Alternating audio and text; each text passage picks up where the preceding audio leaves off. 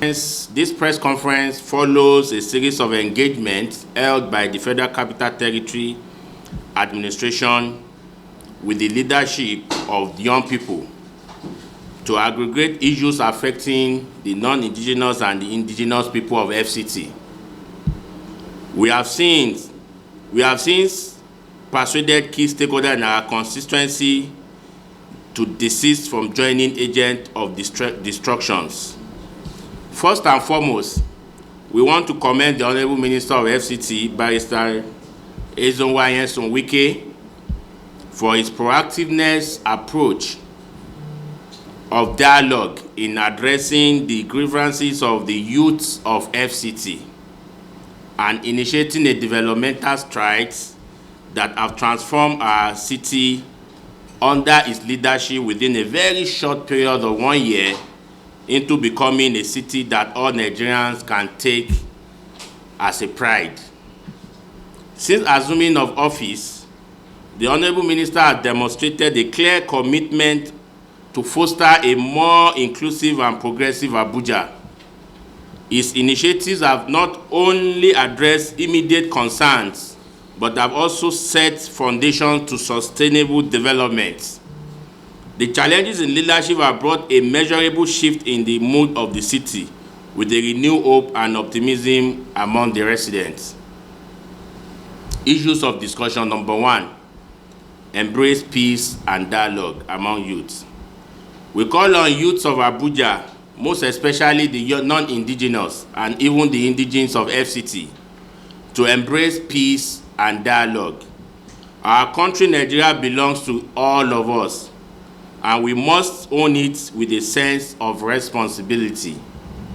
Peace and dialogue are essential for achieving an inclusive government that represents and serves all citizens.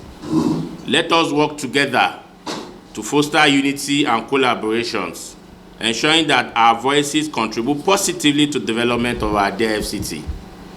Peace dialogue is the cornerstone to a thriving democracy. It allows us to express our view constructively, find a common ground, and work towards collective solutions.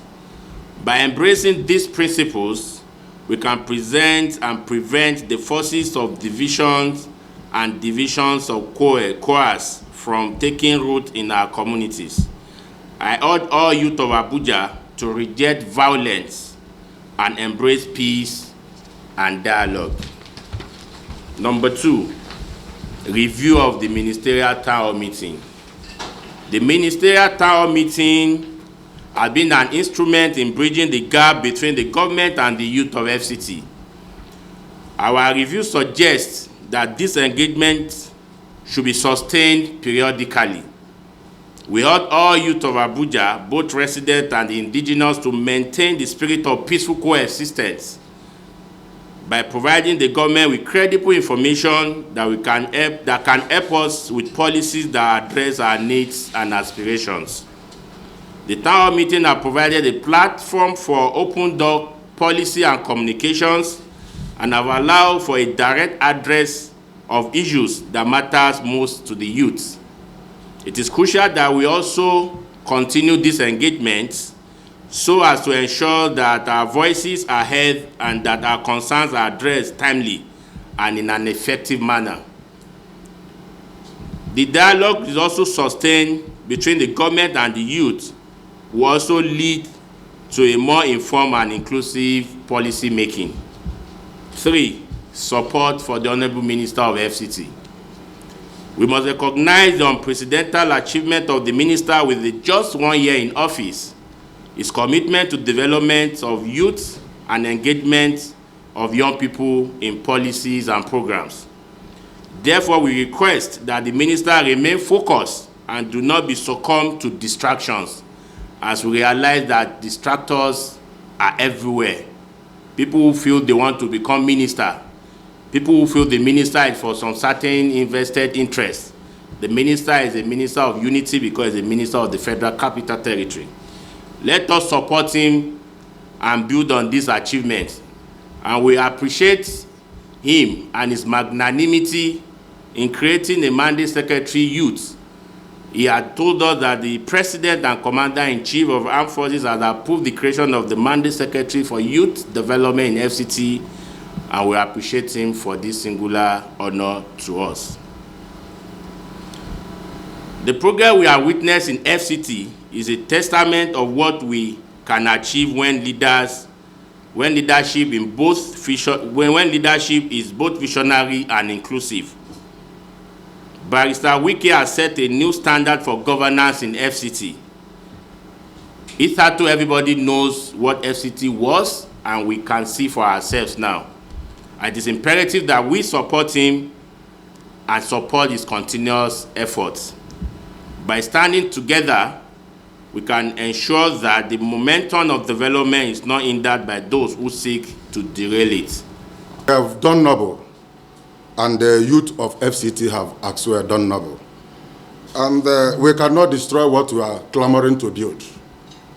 And we have demonstrated our patriotism. The youths of FCT have demonstrated patriotism and have demonstrated support for the building of Nigeria, particularly FCT, just as the national anthem categorically stated that in brotherhood we stand. And in FCT, during this perilous period of protest, in brotherhood we stood. And this week of peace, we shall be declared. We shall actively engage in prayers. We shall actively engage in work. We shall actively engage in a table talk with the Honorable Minister, which is a rebuilding minister, which is the minister who have come up and said the face of Abuja must be changed. And I believe with his proactive measures in coming up to say that I'm open for dialogue with the youths. I'm open to team up with the youths to rebuild FCT. I'm open to team up with the youth to give Nigeria a new face and a new lift.